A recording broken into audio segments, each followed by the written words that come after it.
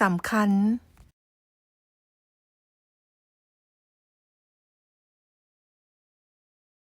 แม่นกและลูกนกกำลังซอกบอนเฮ็ดหั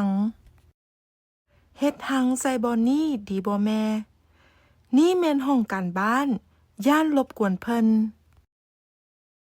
เฮ็ดหังใส่บอนนี่ดีบ่แม่นี่แม่นสุขศาลาย่านรบกวนเพิ่นเฮ็ดหังใส่บอนนี่ดีบ่แม่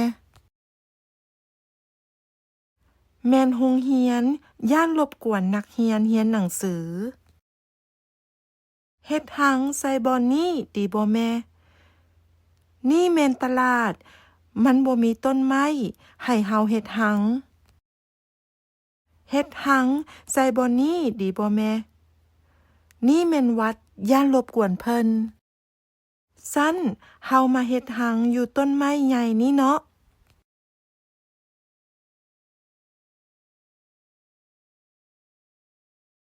ลูกมักอยู่บ่นี่มันเย็นสบายดี